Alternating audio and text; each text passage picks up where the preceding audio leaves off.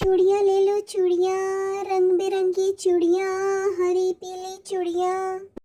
जंगल में रानू चिड़िया और गौरी कवि चूड़ियाँ बेचने का काम किया करते थे, लेकिन गौरी बहुत लालची थी। चूड़ियाँ ले लो चूड़ियाँ, रंग बिरंगी चूड़ियाँ, हरी नीली पीली चूड़ियाँ, जो भी पहने मेरी चूड़ियाँ, याद करे मुझे सदियाँ सदियाँ। ऐसे कहकर गौरी अपनी चूड़ियाँ बेचा करती थी। गौरी बहन, कैसे दी ये चूड़ियाँ? जी, लाल रंग की चूड़ियाँ चाहिए। मोटी चोंच वाले तोते, पूरे 50 रुपए की है ये चूड़ियाँ।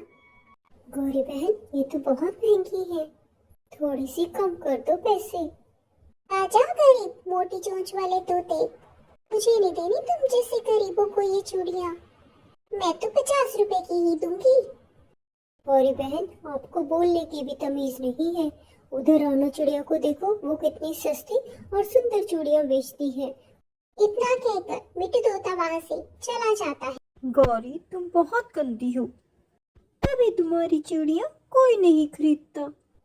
शाम होने तक रानू की सब चूड़ियाँ बिक जाती हैं और उसका ये कारोबार बड़े अच्छे से चलने लगता है।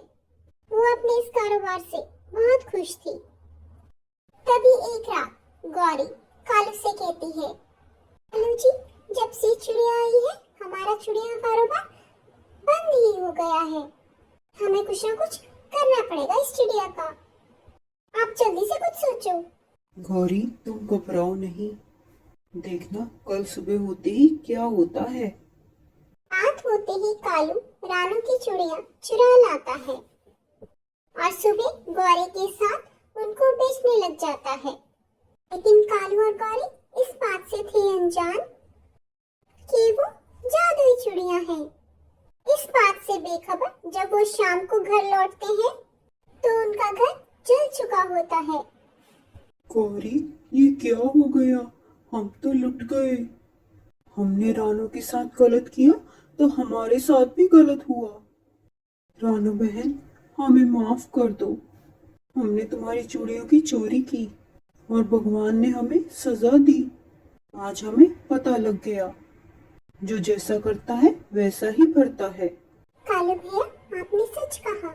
हमें किसी के साथ बुरा नहीं करना चाहिए, क्योंकि बुराई का फल हमेशा बुरा ही होता है और अच्छाई का फल अच्छा।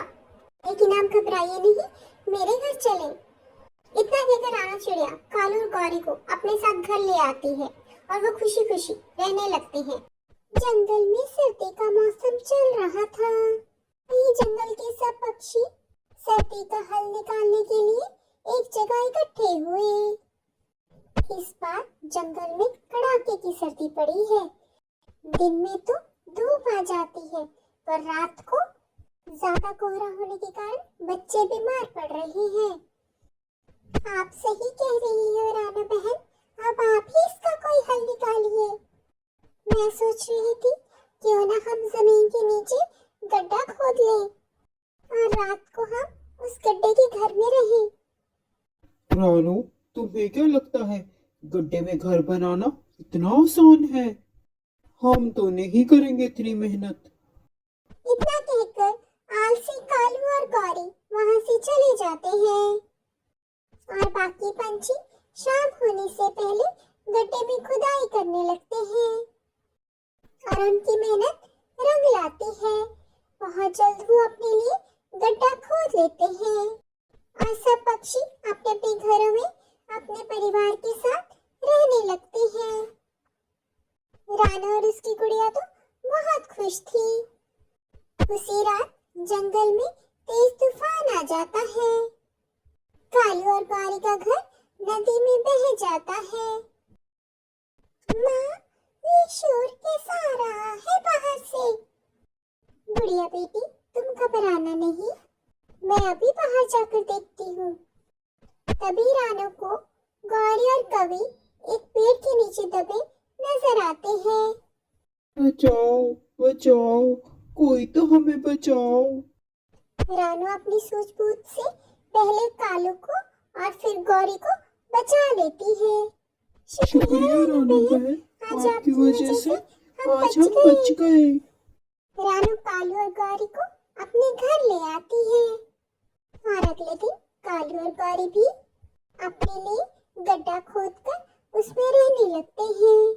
इस तरह सब पक्षी अपने आप को कड़ाके की सर्दी से बचा लेते हैं। आपका धन्यवाद।